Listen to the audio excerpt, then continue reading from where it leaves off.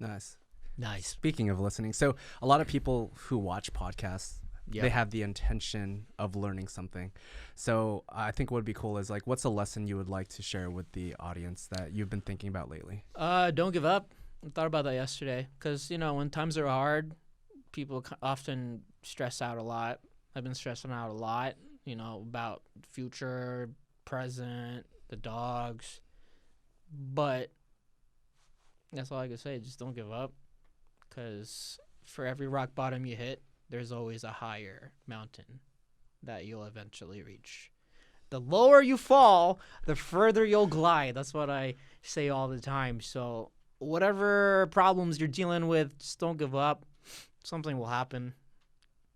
And whatever obstacle and path that takes you, you're gonna get through it.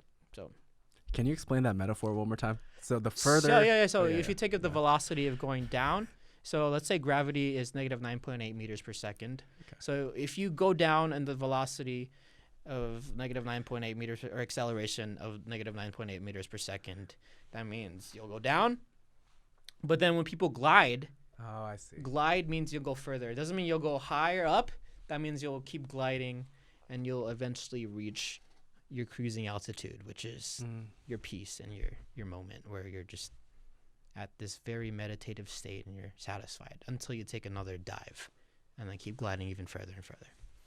Is there an experience or a story that you could think of that relates to that? Yeah. Oh, for me, when I first moved to LA, I was very sad and I was just always falling. I felt like I was always falling and falling and falling. And then eventually after a year or two, I kind of just like fix myself, fix my health, fix my habits. Rather than sleeping all day, I would go film, like vlog and be productive. And then rather than eating junk food, I would eat a lettuce and I would be calorie deficient, which is fine. I lost weight. I'm good. And that caused me to ricochet up and just glide even further and further. People are going to have those divots and those drops, but it's just what matters is like how you get out of it. You know what's interesting about the topic that you just brought up? The topic of daily habits actually came to mind when you were speaking. Yeah. So a lot of YouTubers love asking that question. What's like your daily routine? Yeah. And what are your daily habits? Oh, man, it fluctuates. So a lot right now it's a lot better than last year. I wake up around 6:30 a.m. Okay. And then I snooze until 8:30. And then after 8:30, I take a shower, do my thing, but work from 10 to like 5, 6 sometimes. But after work, I always make sure to run. That's been my thing. I run at least 2 miles a day. It's just I figured that's a good habit because when you run, at least for me, after 10 minutes of running, I get to this very relaxed state, like this meditative state. I guess that's what you call runner's high, and I just kind of just think about everything and it just really calms me down, so it helps a lot. And after my run, I work out a little bit, dumbbells, all that good stuff. And then I work again, review some videos, all the boring stuff, review. Blah, blah, blah, blah, blah. I love reviewing videos. Yeah, same here. Yeah, I love it. Yeah. Yeah, I love it. Yeah, man, it's not boring. I enjoy it. I'm like, wait. Yeah, cool. Nice. That's all I got. What time do you sleep? Oh, dude, it fluctuates. 12 midnight to 2. I need to figure out a better healthy habit, but that's just me. Melatonin helps sometimes. Nice. Yeah. I think another topic people would probably want to know is, what do you feel like are the daily habits for a successful YouTuber? That video comes up a lot. Daily habits for a successful YouTube. Have a routine.